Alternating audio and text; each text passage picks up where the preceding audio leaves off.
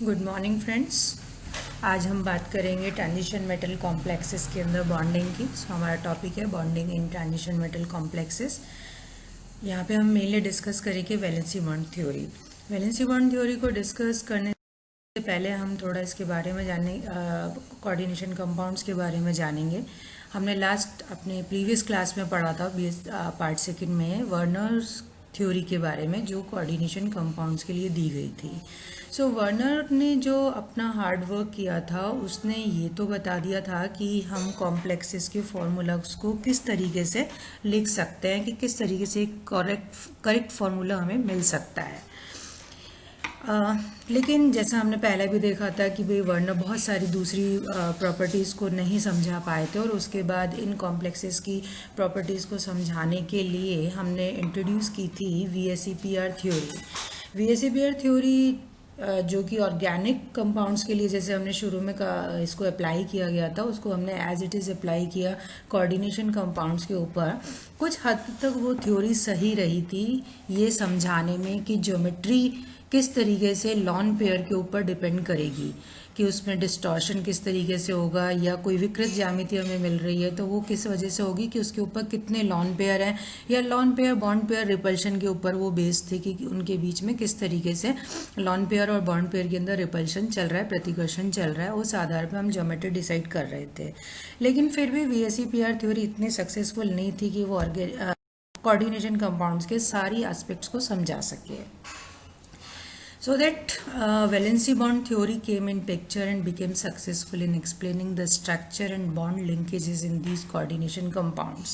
Valency bond theory अगर आप recall करें, जैसा कि अपन ऑर्गेनिक मॉलिक्यूल्स के अंदर या स्मॉल मॉलिक्यूल्स में पहले पढ़ चुके थे, जिसके अंदर जो कि मेनली आधारित थी ऑर्बिटल्स की ओवरलैप के ऊपर, कि कक्षकों का अतिव्यापन होता है और कक्षकों के अतिव्यापन से एक कोवेलेंट बॉन्ड का निर्माण होता है, और वो कोवेलेंट बॉन्ड बहुत स्ट्रांग होता है। दो तरीके के बॉन्ड हमने उसमें देखे थे, सिग्मा बॉन्ड जो कि कक्षीय, जब एक ही अक्ष के ऊपर अतिव्यापन होता है तब बनता है, और पाई बॉन्ड जो कि साइड ऑन ओवरलैपिंग से बनता है, पार्श्व अतिव्यापन से बनता है।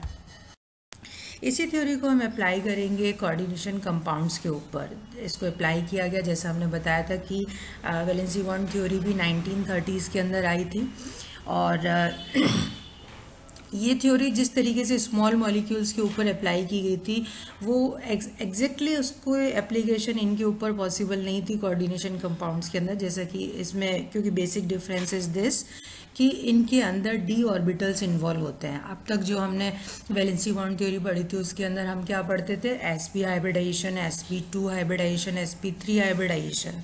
यहाँ पे चूंकि ट्रांजिशन मेटल्स है, ट्रांजिशन मेटल्स के पास वेकेंट d ऑर्बिटल्स हैं, तो ये वेकेंट d ऑर्बिटल्स इस बॉन्डिंग में पार्टिसिपेट करते हैं, ये हमें पता है। And because of this involvement of vacant d orbitals, यहाँ पे हाइब्रिडाइजेशन के लिए हमें थोड़ी सी और ज़्यादा कैलकुलेशंस को यूज़ करनी पड़ती है। तो जो बेसिक टर्मिनोलॉजी थी वो हमने इसके साथ में अभी भी यूज़ की है, लेकिन एज इट इज़ वो जो वैलेंसी बॉन्ड थ्योरी इनिशियली जो दी गई थी, वो इसके ऊपर ट्रांजिशन मेटल्स के कॉम्प्लेक्सेस के ऊपर अप्लाई नहीं हो सकती है। या d ऑर्बिटल्स को भी साथ में लेना पड़ेगा।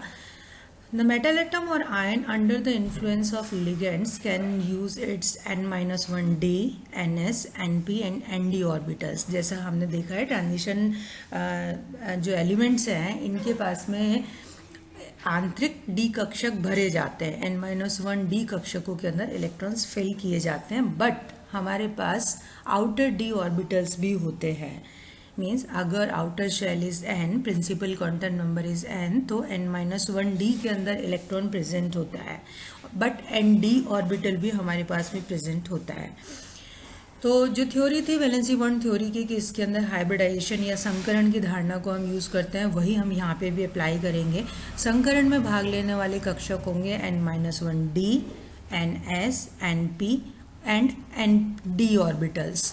तो दोनों d ऑर्बिटल्स यूज़ कर सकते हैं। यहाँ हम बात करेंगे, इनको दो टर्मिनोलॉजी यूज़ करेंगे, inner d orbitals and outer d orbitals. जब n-1d कक्षक यूज़ होगा तो हम कहेंगे inner d orbital is coming in picture, and जब बाहर वाला d ऑर्बिटल यूज़ होगा, आउटर d ऑर्बिटल यूज़ होगा, तो उससे हमारे को डिफरेंट फिजिकल प्रॉपर्टी वाला कॉम्प्लेक्स मिलेगा, ऐसा हम मान के चल रहे हैं। This linear combination of atomic orbitals would lead to yield a set of equivalent orbitals of definite energy, जैसा कि हम संकरण में जानते हैं कि हमारे को एक लगभग समान ऊर्जा के कक्षक हमें मिलते हैं जिनकी एक निश्चित ज्यामिति होती है। तो डी ऑर्बिटल्स के इन्वॉल्वमेंट पे जैसा कि हम अभी देखेंगे कि कितने तरीके के संकरण हो सकते हैं, कौन कौन से कक्षक कितनी कितनी संख्या में भाग लेते हैं, उसके आधार पर हमारे को जो हाइब्रिड ऑर्बिटल्स है उनकी कई ज्योमेट्रीज मिलती हैं, जैसे planar, triangular, pyramidal, tetrahedral, square planar, trigonal, bipyramidal, octahedral. Definitely planar, triangular तब नहीं मिलेगी जबकि डी ऑर्बिटल्स काम आ रहे हैं। डी ऑर्बिटल्स के इन्वॉल्वमेंट पे हमारे को square planar, trigonal, bipyramidal, octahedral and cubical कई ज्योमेट्रीज मिल सकती हैं। बट अगर डी ऑर्बिटल्स इन्वॉल्व नहीं है तो हमारे को planar, triangular and tetrahedral geometries मिलेंगी। जैसा हम देखेंगे कई जगह पे डी कक्षक पूरी तरह से भरे हुए या पूर्णतः रिक्त होते हैं तो उस वक्त डी ऑर्बिटल्स फिर भाग नहीं लेते हैं। अब the empty hybrid orbitals can overlap with the ligand orbitals. ये जो खाली कक्षक हैं वो लिगेंड के साथ में, लिगेंड के भरे हुए कक्षकों के साथ में, लिगेंड जैसा कि हमने बताया उनके पास एक इलेक्ट्रॉन पेयर अवेलेबल होता है डोनेशन के लिए, उसके साथ में ये ओवरलैप करेंगे तो लिगेंड अपने एकाकी इलेक्ट्रॉन युग्म या लॉन पेयर को इसमें डोनेट करेंगे और बनाएंगे कोऑर्डिनेट बॉन्ड जो कि इक्वल होगा कोवेलेंट बॉन्ड के। These ligand orbitals are ready to donate valence electron pairs for sigma 1 formation with central metal atom और ion। एग्जाम्पल है जैसे कोबाल्ट +3 जो कि D6 केस है, उसके अंदर 6 इलेक्ट्रॉन है डी ऑर्बिटल में, वो पेयर अप हो जाएंगे। अगर हम कोबाल्ट हेक्साअमीन कॉम्प्लेक्स की बात करते हैं तो अब जो रिमेनिंग ऑर्बिटल्स है कौन से हैं, 2 3D ऑर्बिटल हैं, एक 4s है और 3 4p है। ये मिलके D2sp3 हाइब्रिडाइजेशन करेंगे और हमारे को मिलेगा एक ऑक्टाहेड्रल हेक्साअमीन कोबाल्ट कॉम्प्लेक्स। कई कोऑर्डिनेशन नंबर हमें मिलती है, उसके आधार पर कौन सा संकरण होगा ये हम किस संकरण के होने पे कौन सी ज्योमेट्री मिलेगी ये हम बता सकते हैं। एक जस्ट रिकॉल करने के लिए कि जैसे लीनियर ज्योमेट्री है तो उसके अंदर हम ये मान के चलते हैं कि एस और पी ऑर्बिटल भाग लेंगे, एसपी हाइब्रिडाइजेशन होगा। एग्जाम्पल सिल्वर का कॉम्प्लेक्स है अमोनिया के साथ में जिसमें कोऑर्डिनेशन नंबर 2 है। ट्राइगोनल प्लेनर ज्योमेट्री की बात करते हैं तो sp2 हाइब्रिडेशन होगा और हमारा एग्जाम्पल है मरकरी का आयोडोलिगेंड के साथ में। Tetrahedral geometry again sp3 hybridisation. यहाँ आप देख रहे हैं डी ऑर्बिटल्स का कोई इन्वॉल्वमेंट नहीं है। Example is nickel टेट्राकार्बोनाइल।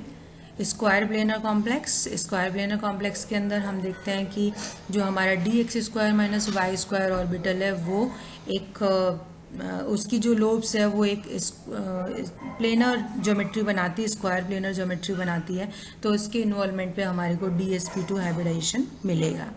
Trigonal bipyramidal, इसके अंदर dsp3 हाइब्रिडाइजेशन मिलेगा जिसके अंदर dz², क्योंकि ये हमारे px py pz ऑर्बिटल जो कि x y z एक्सिस के ऊपर है, ये हमारा dz² जो है वो z एक्सिस के ऊपर है। तो इस तरीके से हमारे को ट्राइगोनल बाइपिरामिडल ज्योमेट्री मिलेगी तीनों एक्सिस को इन्वॉल्व करते हुए। अगर dx² - y² ऑर्बिटल पार्टिसिपेट करता है तो हमारे को स्क्वायर पिरामिडल ज्योमेट्री मिलेगी। सिमिलरली अगर ऑक्टाहेड्रल ज्योमेट्री होती है तो हमारे को हमारे dx² - y² and dz² orbital participate करते हैं एंड d2sp3 हाइब्रिडाइजेशन होता है। तो जितने भी ऑक्टाहेड्रल ज्योमेट्री उसके अंदर आप देखेंगे कि d2sp3 हाइब्रिडाइजेशन होता है। अब ये d2sp3 या sp3d2 डिपेंड करेगा कि इनर डी ऑर्बिटल यूज हो रहे हैं या आउटर डी ऑर्बिटल यूज हो रहे हैं। उसके आधार पर वो हम देखेंगे कि अलग अलग मेटल आयन के साथ अलग अलग सिचुएशन होती है।